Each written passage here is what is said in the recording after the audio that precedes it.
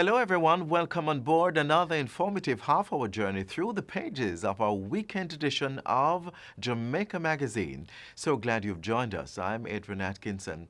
Coming up, our Western Roundup segment with inspiring human interest stories of people beating the odds despite challenges. Plus, health-wise, we learn how to tackle lurking diseases that threaten our well-being. Sit back and relax for these and more interesting features following these important messages. The JIS Heritage Competition is celebrating 10 years of youth expression on Jamaican history, culture, and tradition.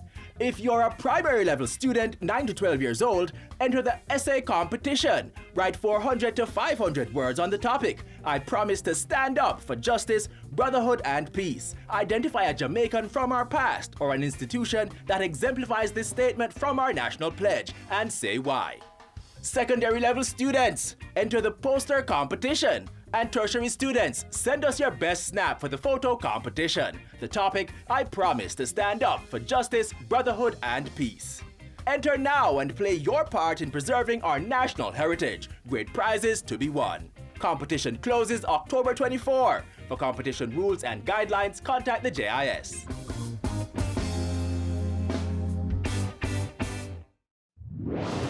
Whenever you hear the following tone, the Office of Disaster Preparedness and Emergency Management, ODPEM, will be giving information on an emergency situation affecting the island. Please be on the alert and listen to your radio and television for further information.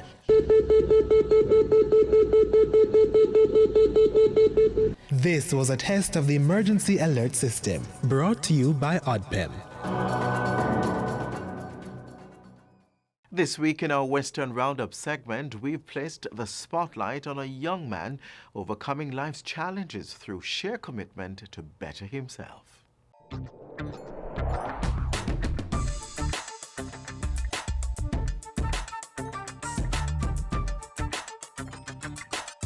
He's from St. Thomas. He is intelligent.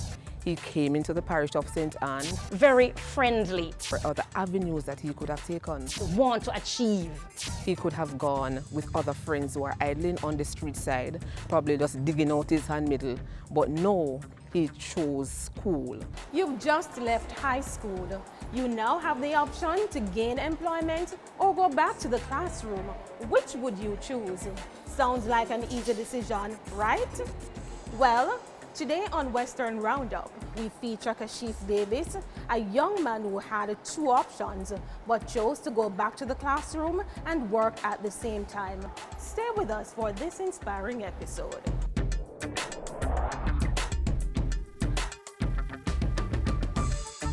Kashif Davis always wanted to be a soldier. So when he failed the mandatory Jamaica Defense Force entrance exam, he was devastated, but he was determined to make a better life for himself. I got a job in Runaway Bay. I worked at a fruit warehouse. So at that time, I was working there and I asked my boss if I could work and go to school at the same time because I heard about the associate degree program which I could continue school. And he said that couldn't go to school and work at the same time because his business would come first. I understand that. I came here to the Marcus Garvey Technical and the principal, Mr. Anionia Jones, got a job here for me as an ancillary staff and a student. Making the adjustment to work and study at the same time is no easy feat. But Kashif was willing to beat the odds and has been doing it for 1 year and 6 months now. At first, the weeks were very hard and would have to work 7 days a week. I had 8 hours every day I should work, but due to class hours, would have to go to classes sometimes, and the hours would have to come up back for him to get paid every 2 weeks. Kashif's work ethic, temperament, overall attitude, and will to succeed have captured the minds and hearts of the entire Marcus Garvey fraternity. I met Kashif when he started the CAP program last year. He was enrolled in the Food and Beverage Level 2 program. Kashif is an example of what every young person should try to be today. He is intelligent, hardworking, very friendly, and have that want to achieve. He really wants to achieve, and he will let you know that. Right now he's in the degree program, restaurant operation, and he's doing well. He started working because he had to leave that job that he had earlier with the fruit distribution agency in Runaway Bay, and now he's working as a groundsman at school. If he has to work and he see a class going on, he's gonna come at the doorway and he's gonna peep in the class, you know, and he would come in and say, Miss, what you're teaching today? Or Miss, don't give me them work here later. You know, that's the type of interest that Kashif shows. Hard work was the first trait that I saw in him. Giving him a task, you saw a young, strong man, not a feeble man, strong man. And he's dedicated to his task, he's on it, and he's making the best of the opportunity that he has been given. He's young, so you know there's sometimes he requires some guidance, and this is what we provide. But working with him is a pleasure for me. I find him mannerable, I can speak to him, I can guide him, and we work very well. For Kashif, the journey has not been easy, but he recognizes that much of what he has achieved should be credited to the people around him. Even though all of this is very stressful, sir, persons who motivated me. My mother, the teachers, the place where I'm from in St. Thomas, the young men there are they try to come out also, sir, but things are holding them back, sir. But my mother talked to me, sir, and made me step out. Though the journey continues, Kashif is determined to make it to the top, and he's encouraging young persons who may be faced with similar situations to work hard for what they want. They shouldn't give up on their dream, and during school and all of it, and see where their parents are coming from. They should think smarter and see how everything may go forward.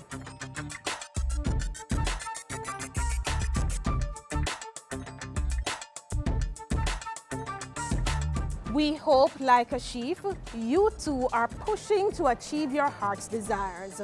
Until next time, thanks for watching Western Roundup, where, as we always say, we take you from the corners of St. Elizabeth to the hilly terrains of St. Anne.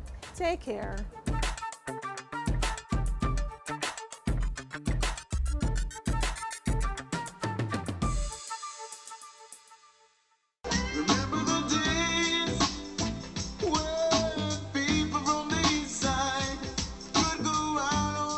Jamaica, this is Kevin Downswell. We original. We're blessed. We have something about us that the world craves. We don't need to compromise. We don't need to rob. We don't need to thief nobody. Everybody who watch this have something unique in them that God placed in you, that was used to bring you favor, was used to bring you wealth. Find it. It's inside of you. Whether they're on the street side, something special inside of you. Whether they're at the bar or drink rum and you try to drink away your troubles, listen to me. And I say go. If you find that thing is what is the very thing that will bring you wealth, the very thing that will bring your life to a level you never imagine. Everybody out there have a choice. And my challenge to you is choose to do the right thing. Choose to not bust that gun. Choose to not smoke that weed. Choose the right thing. Your decision will create a habit, and your habit will create a future. That means if your decision is wrong every day, your future will end up being popped down. But if you decide that you're not going to do that, and you're going to stand up for the right, watch it. Your future big. You're blessed. Jamaica, you're blessed. Youth, you're blessed. Girl, you're blessed. Love.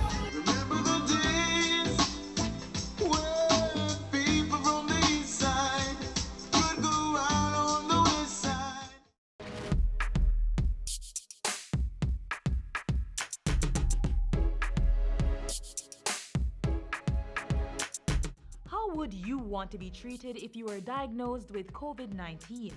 Not like this. Them will talk how I'm wicked and if dead, and they behave like I am the one that created the virus. All my friends as well that were positive, them going through even worse than what I'm going through. Persons are calling police on them as well. Do not allow your fear of COVID-19 to rob you of your humanity. There is no need to shun or victimize persons with the disease or those on the front line. To mistreat persons that do have it, it's not a good feeling. We don't cause this on ourselves. We really need to cut the hate and work together as a country, as communities, to overcome. Let us be understanding with those affected and support each other. Be kind. End the stigma. You can plant a seed today and tomorrow reap an abundant harvest.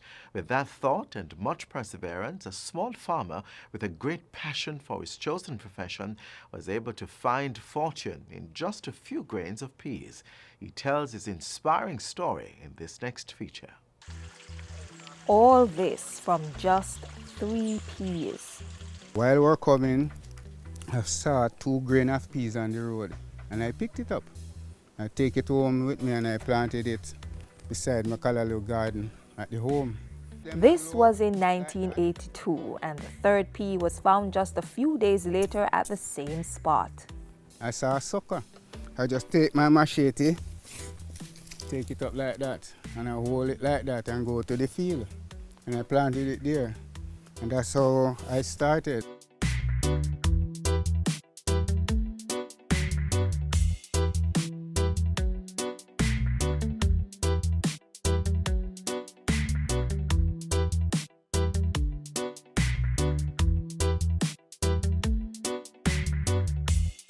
From then, I keep planting and I buy a cow out of it, I raise chickens out of it, and I feel delighted to keep on doing it. As the message is that we might not have the wing way of life to fly up, but with small grains and have the courage to do it, we can reach somewhere. Words of wisdom from Zephaniah Gibson, affectionately called Reuben, which somehow evolved into Benjamin.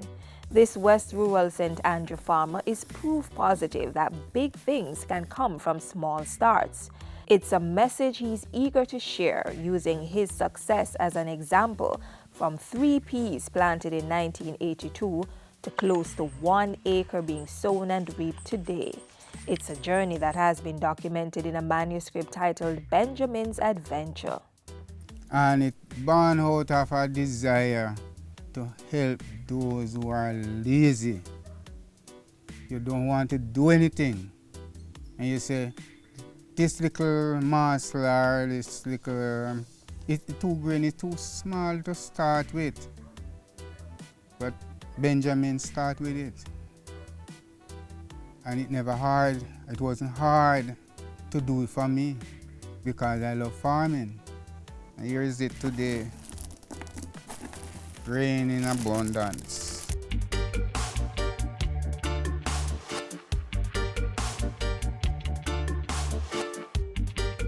Mr. Gibson, or Benjamin, is a farmer at heart, working the soil every chance he gets. I would not live nowhere if I don't have even a square like this to plant something. I don't want it to live. No. Planting is my nature and I enjoy. And every day, you know what is big thing? 365 days make a year. And last year I've never bought 1 grain of peas heating my rice and peas. And this passion has him planting just about anything. If you want me to cut it, make it very pretty. And it's 10 pumpkin come on the 1 tree. So I picked up 3 already. This is the 4th one, and I have 6 more. This is a blue and white Sylvans. This yam heat very delicious. Mr. Gibson embodies the Ministry of Agriculture's Grow What We Eat What We Grow campaign. From his humble farm, he has been able to feed his family and provide for them from the sale of his produce. I use the farm as a source of backup along with my trade. I am a skilled stone mason. I do painting otherwise and masonry. Looking back, if I had to do it over again, I would still do it because I thank God He gave me the strength to do it and the courage today, I'm a happy farmer. I'm a happy Benjamin. At home in Salisbury Plain District, St. Andrew, his wife gives him the support he needs. We prayed and asked God to bless whatever he put in the earth. And I know that the Lord did what we have asked him for. Little is much when God is in it. I didn't plan to marry a farmer, but I have no regrets. He's very hardworking and willing to do. When he reap the crop, I sit down and I shell out the peas them, and then we put it to sun, and sometimes we sell it to neighbors and sometimes far out. And he saves his money, and that helps support us very well, and I thank God for that. We live as a loving people, helpful to each other, anything we share among ourselves. Things are good now, but Zephaniah Gibson has had moments of hardship, like losing a whole field of young plants to heavy rainfall. But he got up and got to planting again. Although I am not down on my face, I am not going to lie there. I am going to stand tall and fight on. I said, courage, brother, do not falter. I still decided not to stop because food is a must. Food must come from somewhere and it must be planted. You can join the ranks too. Stop digging out your hand, Miguel. Join the ranks. Stop wasting time. Farm the land to feed your friend.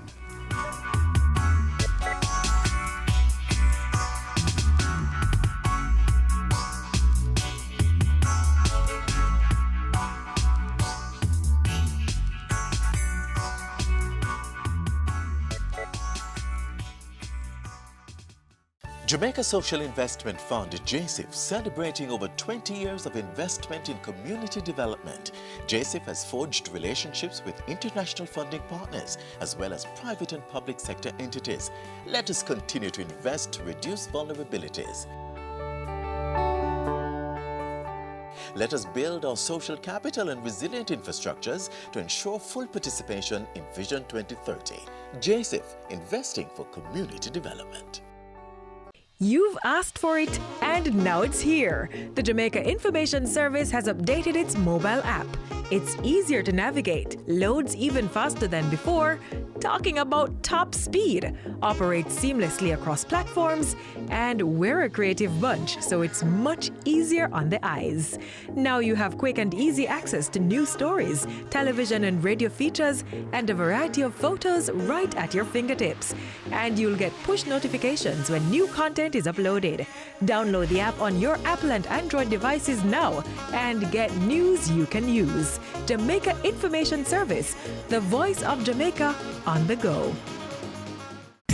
Mosquitoes will breed in containers that hold water. Tightly cover water storage containers such as drums, buckets, and tanks, or cover the water surface with cooking oil. Punch holes in all tins, plastic containers, and boxes to prevent the collection of water before disposal. Cover old tires or fill with dirt. Scrub all vases once per week to remove mosquito eggs and dispose of garbage by placing in plastic bags. Do your part to prevent mosquito breeding. A message from the Ministry of Health. As we all take responsibility for protecting our health and the health of others, getting rid of disease vectors from our environment like the mosquitoes that transmit the dengue fever is crucial.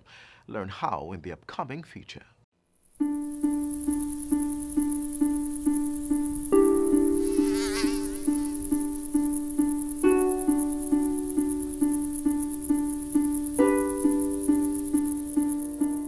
Dengue fever is a vector-borne disease carried by the Aedes aegypti mosquito.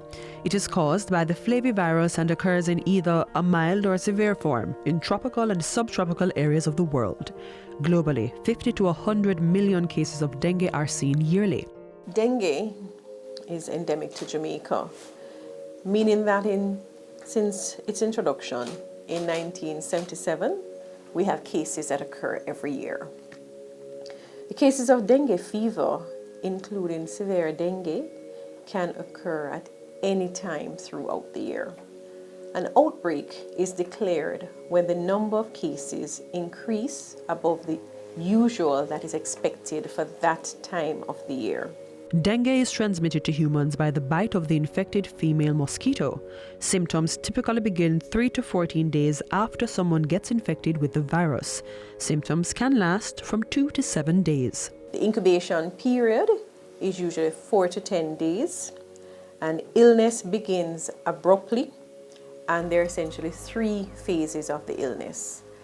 First phase is where you have the fever. The second phase that you can go into is a critical phase, and then you have a recovery phase. Over 70% of persons who contract the disease usually experience mild symptoms. Persons affected by the mild form of the disease may experience fever of 40 degrees Celsius or higher, headache, muscle pain, and bone and joint pain. Some people may also experience nausea, pain behind the eyes, swollen glands, vomiting, sore throat, rash, and diarrhea. So you can see that it's a range of symptoms that can present, and therefore, when you initially present with dengue, it may be seen as different illnesses. It may be seen as gastroenteritis, it may be seen as an upper respiratory tract infection, or it can be seen as dengue fever. To be on the safe side and put speculations aside, persons who start experiencing symptoms are advised to visit their health facility or doctor for medical advice and treatment. If indeed you have dengue, do not self-medicate with treatments that can worsen your illness or cause bleeding. So be sure to have a discussion about dengue with your doctor. The health ministry says doctors who recognize the presence of a fever should also have a high suspicion for dengue and treat with the necessary precautions. For mild cases of dengue, persons may treat themselves at home with specific types of over-the-counter medications, but heed the warning. Fever and pain to the joints, pain to the muscles, must be treated with only medications that have cetamol, paracetamol, and Panadol. You can also use tepid sponging, fan therapy, and increased fluid to assist with decreasing the fever. Do not use medications that contain aspirin and other non-steroidal anti-inflammatory drugs such as ibuprofen and diclofenac. You must read your labels carefully. If you are unsure, consult your pharmacist or your doctor before using the medication. The drugs you should not take while experiencing dengue have been known to cause and/or worsen bleeding and increase the severity of the disease.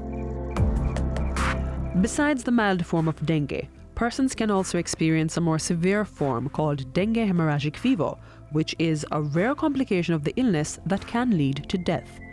Usually the fever that comes with dengue lasts for about 5 days, and it is usually when the fever is going away that persons tend to worsen. Warning signs include persons not eating, experiencing persistent vomiting, lethargy, restlessness, shortness of breath, pain in the abdomen, or tenderness in the abdomen.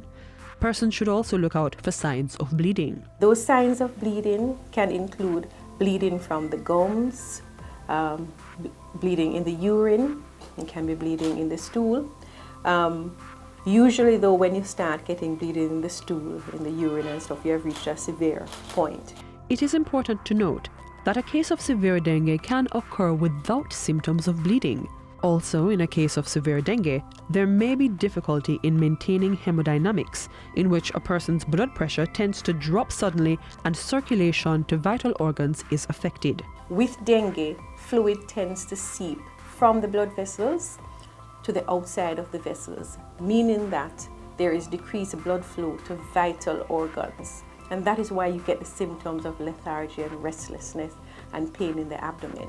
What those signs are signs of decreased perfusion to the brain. It means that enough fluid is not going to the brain because persons are dehydrated. Okay? The dehydration and the signs of dehydration are very important to treat. Persons are warned to not wait for these signs and instead go to the doctor or hospital early. People with chronic illnesses such as sickle cell are at a greater risk of experiencing severe dengue. These individuals must use precaution when taking their medications. If you have a chronic illness, that you may be taking medications for and you think that there may be some interference with dengue, you must speak to your doctor to decide whether or not you should continue to take these medications. In order to effectively combat and limit the spread of dengue and other mosquito-transmitted illnesses, persons must eliminate mosquito breeding sites in their surroundings. Breeding sites include old tires, laundry tanks, dish drainers, covered tanks or cisterns, drums and barrels, discarded buckets and containers.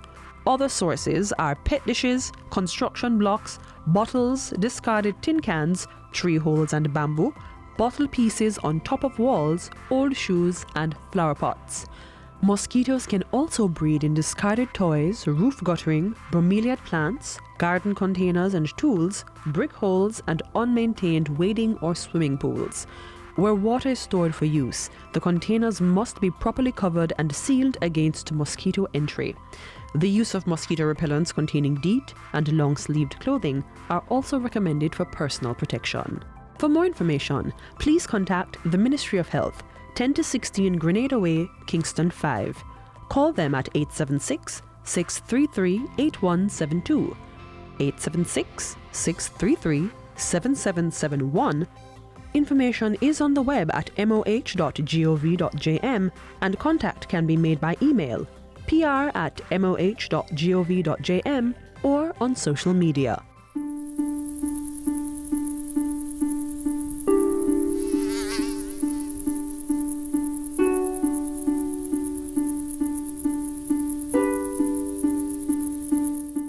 What can a little germs do?